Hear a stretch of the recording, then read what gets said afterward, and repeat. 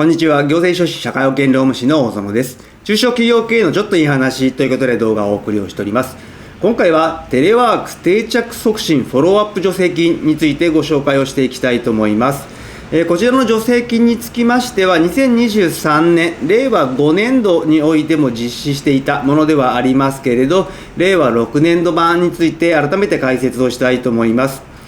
テレワークですけれど、新型コロナウイルス感染症が流行し始めて急激にテレワークというのが普及をしたという形になっておりますが、その後ですね、コロナウイルスが収束をし始めてテレワークの実施率というのが下がってきているといったところが現状かと思います。テレワーク実施はしてみたけれどなかなかうまくいかないという会社も多いのではないでしょうか。やはりですね、テレワークを実施する上ではやはり IT 化、ペーパーレス化といったところが非常に重要という形になっております。実際中小企業での設備投資の第1位はやはりペーパーレス化、IT 化といったところが挙げられております。そういったところをですね、このテレワーク定着促進フォローアップ助成金を使って解決していただいて、最大100万円になりますので、IT 化をしてテレワークの悩みを解決してもらいたいと思います。今回の概要ですけれど、まずはテレワークの実施状況ですね。東京都のデータになりますけれど、今どのくらいの企業がテレワークを実施をしているのかといったところについて見ていきたいと思います。そして今回ご紹介をする助成事業の概要とその対象経費などについて見ていった上で、この助成事業申し込む上ではですね、テレワーク課題診断コンサルティングというのを受けなければいけませんので、このテレワーク課題診断コンサルティングとはどういったものなのかについて解説をして、最後に注意点とまとめという形になります。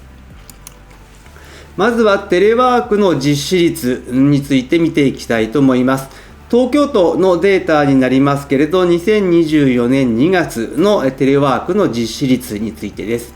東京都はですね、テレワークの導入率を2030年までに 80% に持っていくという目標を掲げております。そして現状、2024年2月のテレワークの実施率は 43.4% という状況になっています。やはりですね、新型コロナウイルス感染症流行し始めたときは、政府はテレワーク実施率 80% なんていうことも言っている時期もありましたけれど、少し落ち着いてテレワークからですね、実際の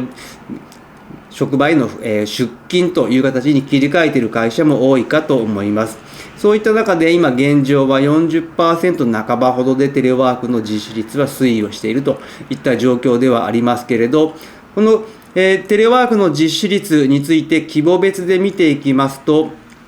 300人以上の会社については 57.7% に対して、30人から99人の会社では 39.1% と 40% を下回っているという状況になっております。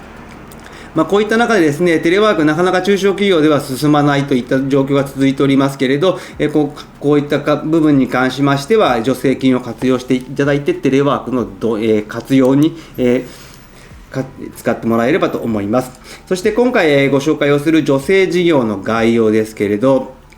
テレワーク課題診断コンサルティングの支援をまず受けるということが大前提になりますけれど、実施するテレワークの定着に関する課題解決のためにツール等の導入によってテレワーク環境を改善をしていくというものになります。したがってですね、テレワークを導入しているけどうまく進まないという会社がメインになってきます。そしてその助成対象経費ですけれど、助成事業を実施する上で必要な対象経費というのはですね、課題解決のために診断コンサルティングを受けて、そこでもらった内容をこの助成事業で計画申請をして認められた、そしてなおかつそれを実際に使用するという形になっておりますので、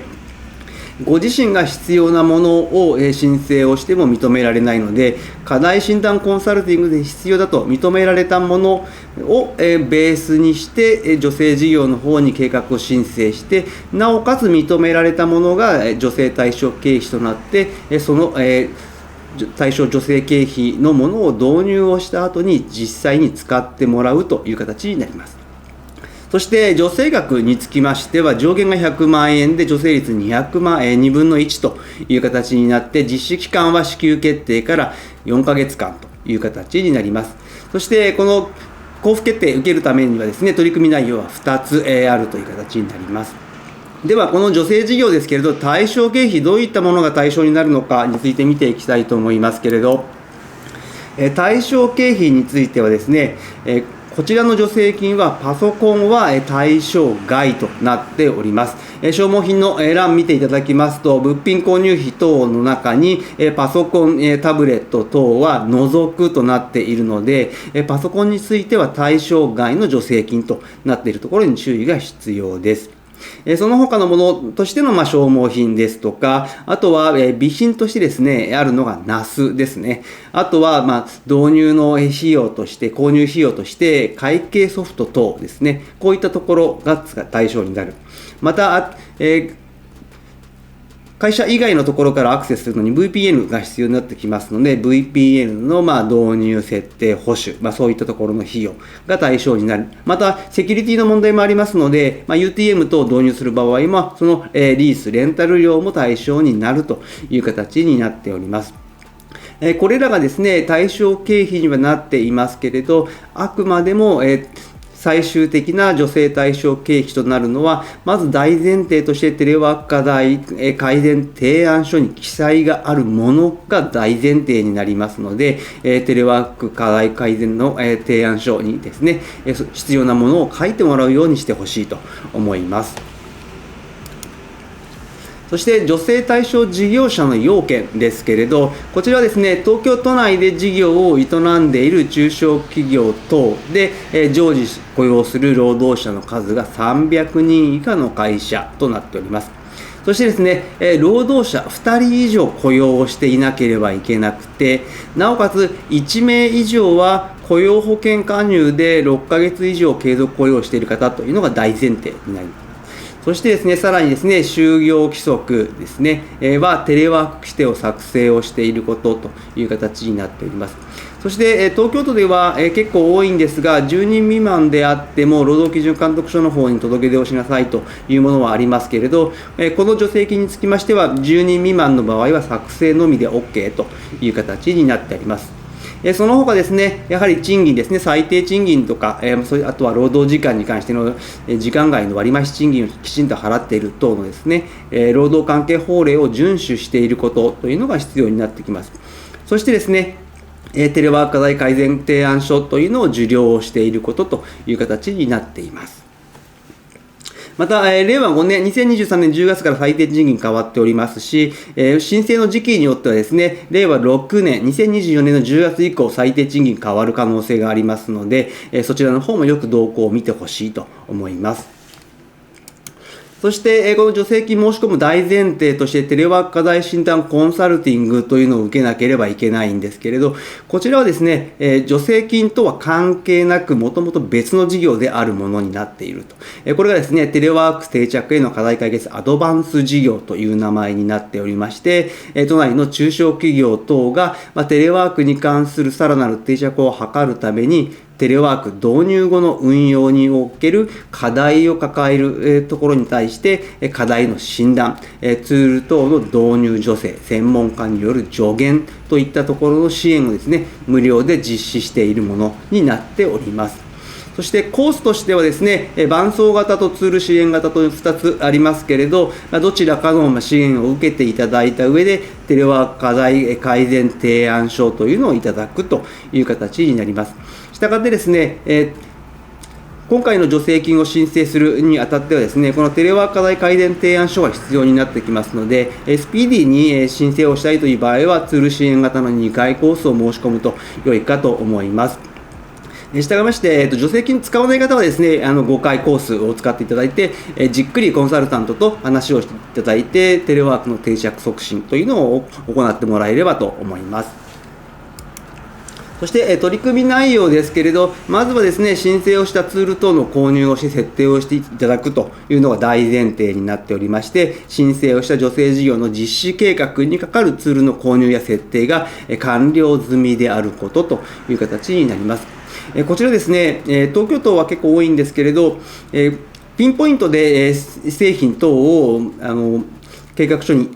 見積もり取って入れるので、それが変更になった場合はまた変更申請かけなければいけないという形になりますので、購入はですね、同じ VPN ですとか NAS、いくつも種類がありますけれど、よく考えてですね、お見積もりの方を取ってほしいと思います。その上でですね、ツールを購入して設定をした後には、そのツールを実際に使用をしていただくという形になります。実施期間は4ヶ月間という形になりますので、課題解決の対象者1名以上がですね、課題解決のために導入したツールを1回以上使用をしていただくという形になります。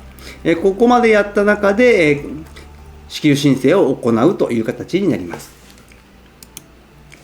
そして最後に注意点とまとめですけれど、対象外の経費ですね、アウトレット、中古等に関しては不可という形になっております。あとはですね、自分の会社との関連のあるグループ企業や自社製品等の購入も不可というふうになっております。そしてですね、実績報告書類に関しましては、支給決定日から5ヶ月以内に提出をしなければいけないという形になります。また、この助成金支給申請時にですね、テレワーク東京ルールの実践企業宣言書の提出が必要になりますので、すぐに必要というわけではありませんけれど、計画申請を出した後にですね、テレワーク東京ルールへの登録も忘れずに行ってほしいと思います。こちら、申請期限はですね、2025年、令和7年の2月末までという形になっております。テレワークの導入後の課題を解決をして定着を図ってほしいと思います。今日の内容が明日からの経営にちょっとだけ役に立つことを願っております。